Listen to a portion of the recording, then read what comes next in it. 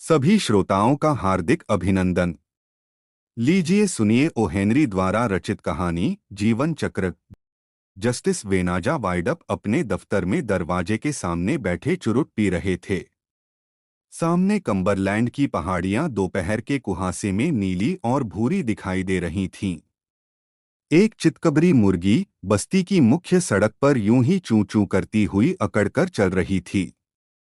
तभी सड़क पर किसी गाड़ी के चरमराते धुएं की आवाज सुनाई दी। फिर धूल का हल्का सा बादल आया और उसके पीछे रेंसी विल्ब्रो और उसकी पत्नी को लिए हुए एक बैलगाड़ी आई। वह गाड़ी जस्टिस वेनाजा के दफ्तर के दरवाजे पर आकर रुकी और उसमें से वे दोनों उतरे। रेंसी करीब 6 फुट लंबा, पीले भूरे रंग का दुबला पतला आदमी था जिसके बाल सुनहरे थे।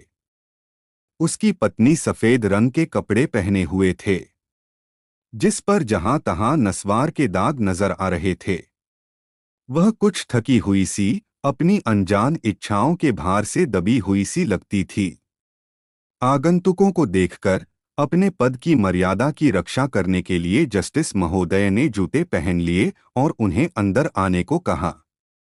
हम दोनों तलाक चाहते हैं, महिला ने कहा। फिर उसने अपने पति रेंसी की ओर देखा, मानो पूछ रही हो कि उसकी बात में कहीं कोई कमी, अस्पष्टता, दुराव या पक्षपात तो नहीं है। रेंसी ने सहमति में सिर हिलाते हुए कहा, जी हाँ, तलाक। अब हम दोनों साथ साथ नहीं रह सकते। जब एक आदमी और एक औरत एक दूसरे का ध्यान रखते हों तो इन पहाड़ों में जीवन काफी आकर्षक लगता है। पर जब कोई औरत जंगली बिल्ली की तरह गुर्राती हो, रात दिन चिक चिक करती हो, तो उसके साथ रहना आदमी के वश की बात नहीं। औरत ने इस बात पर जरा सी भी नाराजी न दिखाते हुए कहा, जब आदमी बेकार का कीड़ा हो, दारू बनाने वाले निकम्मों के साथ घूमता हो, शराब पीकर पड़ा रहता हो और भूखे शिकारी कुत्तों को पालकर उनके गिरोह से लोगों को तंग करता हो।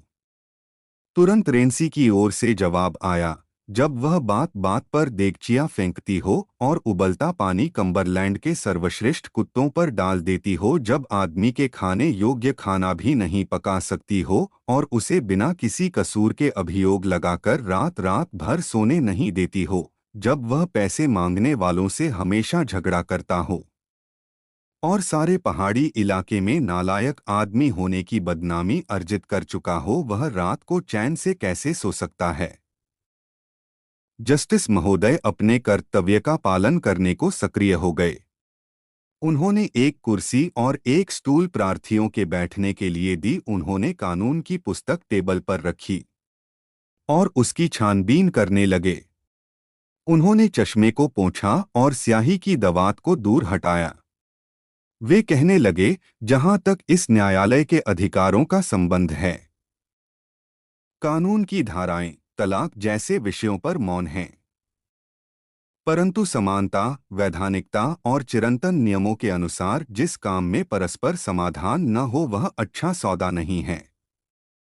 अगर एक जस्टिस ऑफ द पीस दो प्राणियों को विवाह बंधन में बांध सकता है तो वह उन्हें तलाक दिलवाने का भी हक रखता है। यह न्यायालय तलाक का आदेश देगा और सर्वोच्च न्यायालय द्वारा इसे मंजूर करने के निर्णय का पालन करेगा। इसके बाद कुछ रुक कर न्यायाधीश बोले, इस न्यायालय में तलाक की सामान्य फीस $5 है। रेंसी विल्ब्रो ने अपनी जेब से एक तंबाकू की थैली निकाली। उसमें से $5 का एक नोट निकालकर टेबल पर रख दिया। उसने कहा, इसके लिए मैंने लोमड़ी के फर और हिरन की खाल बेची हैं। यही मेरी सारी पूंजी है। न्यायाधीश महोदय ने अनासक्ति का ढोंग करते हुए वह नोट अपने कोट की जेब में ठूंस लिया।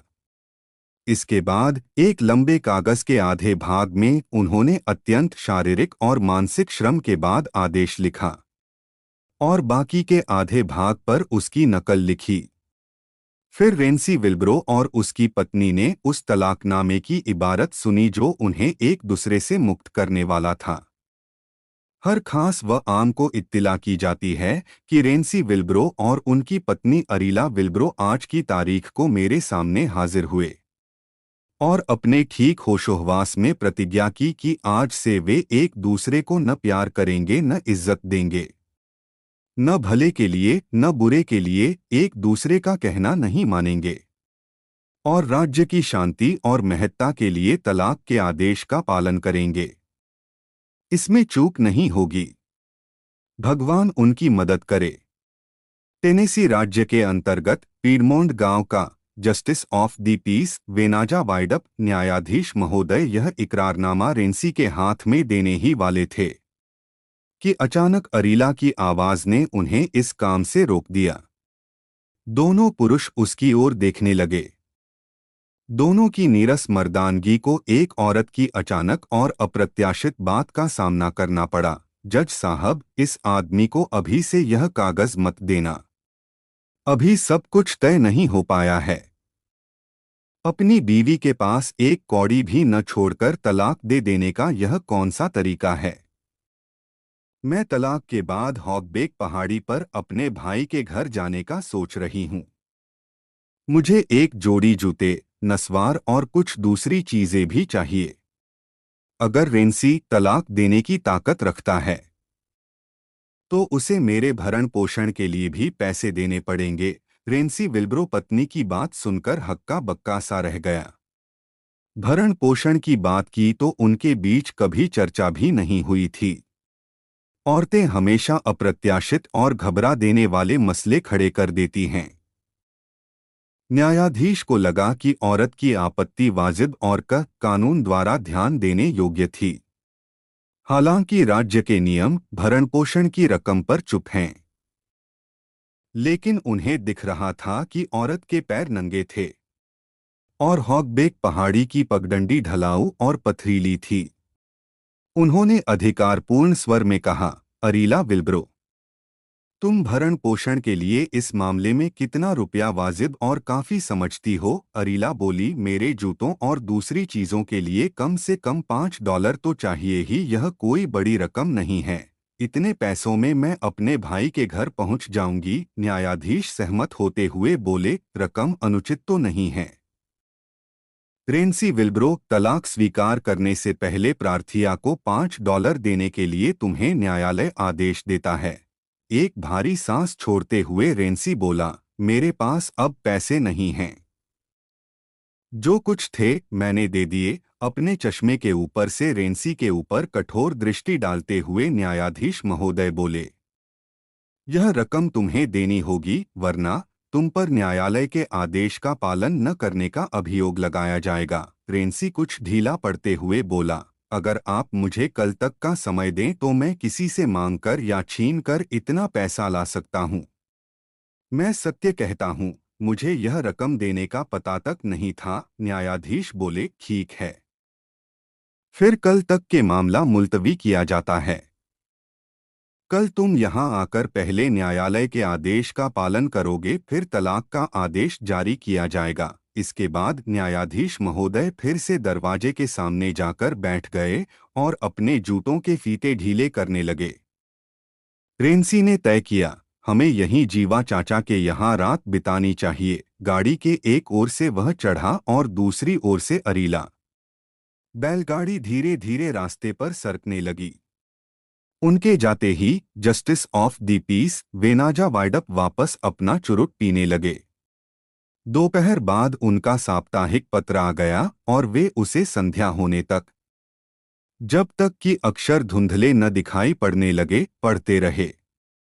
फिर उन्होंने चर्बी की मोमबत्ती जलाकर टेबल पर रख ली और चांद उगने तक पढ़ते रहे ताकि भोजन करने का समय हो जाए। वे चिनार के वृक्षों की कतार के पास वाली ढलान पर एक 2 कमरों वाले लकड़ी के मकान में रहते थे। खाने का वक्त हो गया तो वे घर की ओर चल दिए और लॉरेल की झाड़ियों के पास से गुजरे।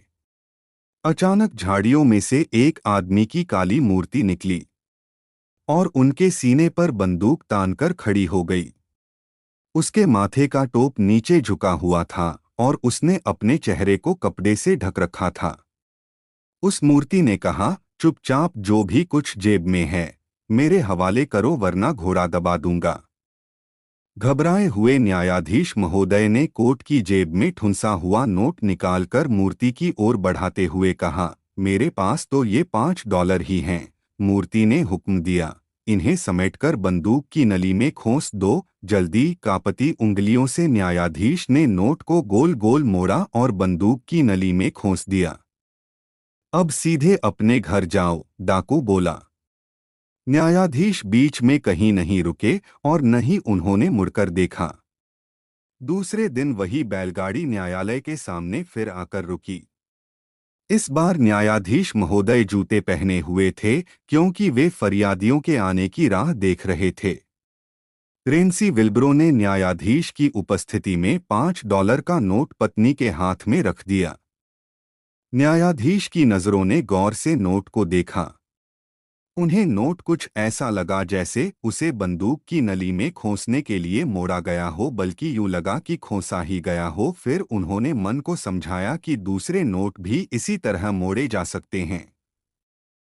उन्होंने दोनों को तलाक के आज्ञापत्र सौंप दिए। दोनों कुछ देर अपनी आज़ादी के परवानों को हाथों से मोड़ते हुए अजीब सी खामोशी से खड़े रहे। फिर महिला ने विवश दृष्टि से लजाते हुए रेंसी की ओर देखा। वह बोली, मेरे ख्याल से तुम इस बैलगाड़ी से वापस घर ही जाओगे। वहीं नीचे भुनी हुई मछली तपेली से ढकी रखी है, ताकि कुत्ते उसे न पा सकें। और हाँ, रात में घड़ी में चाबी देना न भूलना। रेंसी ने लापरवाही दिखाते हुए कहा, तुम तो अपने भाई के घर जा रही हो? हाँ, उम्मीद है रात होने से पहले पहुंच जाऊंगी। मैं जानती हूं मुझे देखकर वो लोग खुश नहीं होंगे, पर मैं और जाऊं भी तो कहाँ? मेरे लिए दूसरी कोई जगह भी तो नहीं है।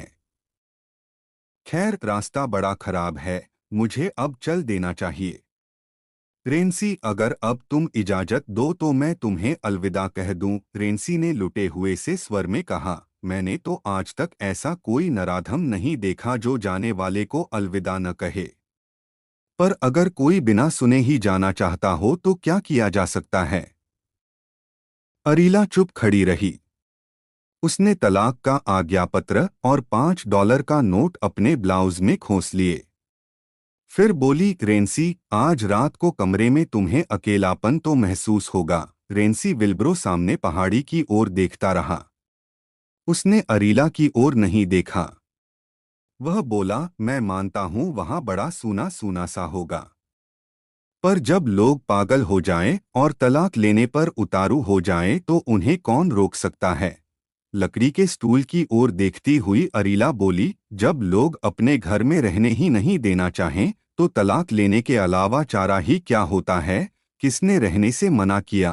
तो किसी ने रहने के लिए कहा भी नहीं। मेरे विचार से मुझे अब चल देना चाहिए। कोई उस पुरानी घड़ी में चाबी नहीं लगाएगा। तुम्हारा मतलब है मैं तुम्हारे साथ गाड़ी में चलकर उस घड़ी में चाबी लगाऊं? पहाड़ी आदमी अपना उद्वेग छिपाने की कोशिश कर रहा था, पर उसने अपना बड़ा सा हाथ आगे बढ़ाकर अरीला के पतले गोरे हाथ को पकड़ लिया। महिला की पवित्र आत्मा की आभा उसके सूने चेहरे पर चमक उठी। रेंसी बोला, वे शिकारी कुत्ते अब कभी तुम्हें तंग नहीं करेंगे। मुझे एहसास हो रहा है कि मैं तुम्हारे साथ ज्यादती कर रहा था। अरीला, उस घड़ी में चाबी तुम ही लगा सकती हो। अरीला फुसफुसाते हुए बोली, रेंसी, उस कमरे में तुम्हारे साथ मेरे हृदय की धड़कन गूंजती है। अब मैं कभी पागलपन नहीं करूंगी। अब हमें चलना चाहिए, रेंसी, ताकि सूरज डूबने से पहले घर पहुंच जाए। न्यायाधीश की उपस्थिति से बेखबर वे दोनों जैसे ही दरवाजे की ओर बढ़े, न्यायाधीश ने उन्हें बीच में रोक दिया। वे बोले, टेनेसी राज्य की सरकार के नाम पर मैं तुम्हें कानून और न्याय का उल्लंघन करने से रोकता हूं। यह न्यायालय दो प्रेमी हृदयों के गलतफहमी और क्षोभ के बादल हटते देख बहुत खुश और राजी है। लेकिन न्यायालय को राज्य की नैतिकता और महत्ता की रक्षा करने का कर्तव्य करना पड़ता है। यह न्यायालय तुम्हें इस बात की याद दिलाता है कि तुम दोनों अब पति पत्नी नहीं हो बल्कि नियमानुसार तलाक ले चुके हो, इसलिए तुम दोनों को विवाहित व्यक्तियों की सुविधाएं और फायदे नहीं मिल सकते। अरीला ने रेंसी की बाह कसकर पकड़ ली और बोली, क्या इन शब्दों का अर्थ यह है कि मैं उसे उस समय खो दूं जब हम जीवन का सबक अभी अभी पढ़ चुके हैं? परंतु न्यायाधीश अपनी रॉ में कहते रहे, परंतु न्यायालय तलाक द्वारा निर्धारित बंधन हटाने के लिए भी तैयार है। विवाह की पवित्र रस्म अदा करने के लिए और अपनी इच्छानुसार विवाहित जीवन का उपभोग कराने में सहयोग करने लिए न्यायालय तत्पर है। किंतु यह कार्यवाही पूरी करने का शुल्क $5 होगा। अरीला ने न्यायाधीश के शब्दों से निकल रहे अर्थ की किरण को छू लिया। शीघ्रता से उसका हाथ अपनी छाती की ओर गया और किसी उन्मुक्त कबूतर की तरह $5 का वह नोट न्यायाधीश की टेबल पर उड़ाया। अरीला के गोरे गाल लाल हो उठे और वह रेंसी के हाथों में हाथ डाले। उन्हें फिर से गठबंधन में बांधने वाले शब्दों को सुनती रही। रेंसी उसे बाहर तक लाया और वे दोनों साथ साथ गाड़ी में बैठे। बैलगाड़ी एक बार फिर घूमी और पहाड़ों की ओर चल पड़ी। जस्टिस महोदय फिर दरवाजे के सामने आ बैठे और उन्होंने अपने जूते खोले। एक बार फिर उन्होंने कोट की जेब में पड़े उस नोट को सहलाया। एक बार फिर उन्होंने अपना चुरुट सुलगाया। एक बार फिर वह चितकबरी मुर्गी सड़क पर चूं चूं करती हुई अकड़ती हुई चल पड़ी।